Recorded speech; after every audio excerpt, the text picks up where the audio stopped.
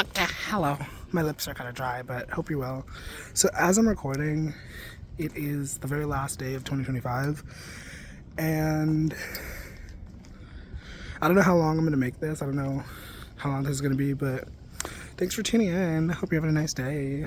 By the time this gets posted, it'll be like March, like mid-March or something, so hello, time traveler. I'm currently thinking about healing and how healing is not linear. You know what I mean? I don't know if anybody listening needs to hear this reminder or whatever, but healing is not linear. Sometimes you feel truly on top of everything, you feel like super in control, and then other moments, you don't. And I feel like a big part of it is learning not to judge yourself super harshly for those lower moments.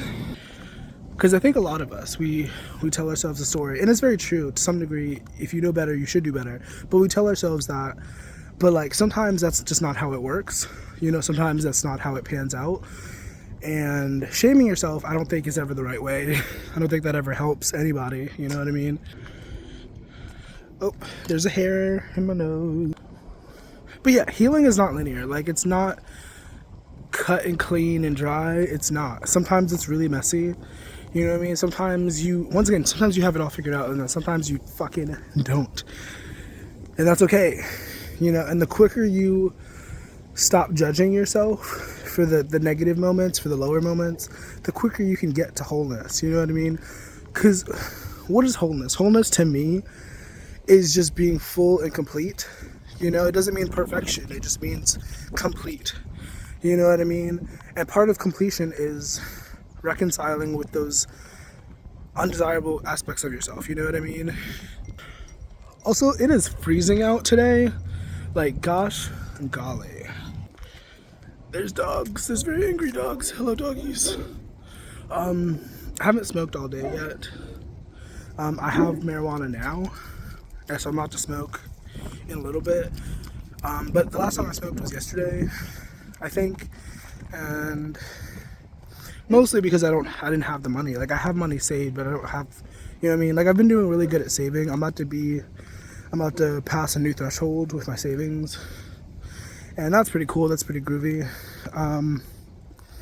You know, I mean, really, there's no one right way to heal, I guess, but I do feel like a thing where a lot of people get it wrong is where they start judging themselves super harshly, and then by proxy, because you're judging yourself, you also tend to judge other people.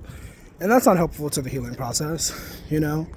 Like, if we talk about, like, drug addiction or something like that, like, a lot of people, like, they get out of that, and then they have a little bit of a superiority complex around it, where they feel like, well, I already made it through this. I already understand. I already get it. So, like, why haven't you gotten it? Frick you for, like, being so stupid, you know? And it's just, like, that's not helpful, you know? Like, because there's also the factors of, like, sometimes you have better resources, sometimes you just have better access to certain things, you know, better community, stuff like that. So it was easier for you, you know. Meanwhile, there's people in the world who are struggling with that, who literally have no sense of community, no sense of, like, you know what I mean? So it's just, like, really, like, if you're going to judge anybody, only judge yourself. Like, I don't think it's ever, but even then, I think it becomes a slippery slope of, like, you know what I mean? So, like, judgment and shame are not a very good friend to the healing process, in my opinion.